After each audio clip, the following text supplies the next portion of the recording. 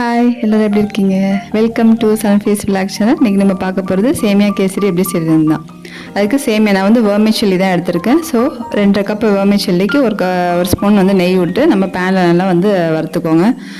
கொஞ்சம் மீடியம் ஃப்ளேமில் வச்சு வருங்க, இல்லைனா ரொம்ப ஒரு மாதிரி ப்ரௌன் கலரில் ஆயிரும். ஸோ இந்த மாதிரி ஒரு மாதிரி கோல்டன் கலர் லைட்டாக அப்படி வர மாதிரி வறுத்து அதை ஒரு பிளேட்டில் வந்து மாற்றி வச்சுக்கோங்க. அதே பேனில் கொஞ்சம் நெய் விட்டு நம்ம முந்திரி, திராட்சை இதெல்லாம் வந்து நம்ம ஃப்ரை பண்ணி எடுத்துக்கலாம். சேமியா வந்து நான் வெர்மிசெல்லி எடுத்துருக்கேன். இது வந்து கொஞ்சம் அழுத்தமாக இருக்கும். ஸோ இதுக்கு தகுந்த மாதிரி கப்பு தண்ணி வந்து ஊற்றணும்.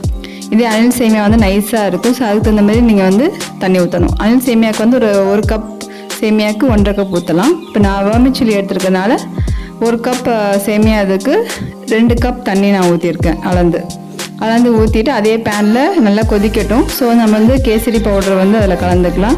கேசரி பவுடர் கலந்துட்டு நல்லா கொதிக்க விடுங்க. கொதிச்சதுக்கப்புறம் நம்ம வறுத்து வச்சுருக்க அந்த சேமியா எல்லாத்தையும் அதில் ஆட் பண்ணிக்கலாம். அப்படியே ஆட் பண்ணி நல்லா வந்து அந்த தண்ணியில் வந்து மிக்ஸ் ஆகிற மாதிரி கிண்டி விட்டுக்கோங்க. கிண்டி விட்டுட்டு அப்படியே லைட்டாக வந்து மூடி வச்சுக்கோங்க.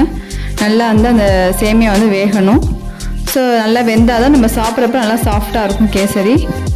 நல்லா வெந்ததுக்கப்புறம் ஓரளவு நல்லா சேமியா வந்து நல்லா வெந்ததுக்கப்புறம் நம்ம வந்து ஜீனி ஆட் பண்ணிக்கலாம். 1 கப் சேமியா இதுக்கு நம்ம வந்து 1.5 கப் ஜீனி ஆட் பண்ணிக்கலாம். சுகர் வந்து அவங்க சாப்பிட்றத பொறுத்து அதிகமாக சாப்பிட்டா அதிகமாக யூஸ் பண்ணிக்கலாம், கம்மியாக சாப்பிட்டா கம்மியாக யூஸ் பண்ணிக்கலாம். சுகர்லாம் போட்டு நல்லா கிண்டி அந்த ஜீனியெல்லாம் கரைஞ்சதுக்கப்புறம் ஏலக்காய் பவுடர் ஆட் பண்ணி நல்லா கிண்டிக்கோங்க. ஃபைனலாக நல்லா வந்து சேமியா கேசரி வந்து ரெடி ஆயிரும். ஸோ வந்து ஃபைனலாக வந்து கீ ஆட் பண்ணிக்கோங்க. கீ ஆட் பண்ணிக்கிட்டு நல்லா ஒரு 5 நிமிஷம் அதிலே வேகட்டும். கீயிலே நல்லா வெந்து வரும். கேசரி வந்து நல்லா கொலன்னு நல்லா சூப்பராக இருக்கும், சாப்பிட்றதுக்கும் சாஃப்டாக இருக்கும்.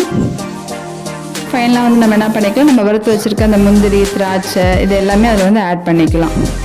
பாருங்கள், கேசரி இந்த மாதிரி கிண்டுறப்ப நல்லா ஒட்டாமல் நல்லா சூப்பராக அல்வா மாதிரி வருது பாருங்கள். ஸோ இந்த மாதிரி இதில் வந்து நம்ம வந்து கேசரி வந்து இறக்கிடலாம்.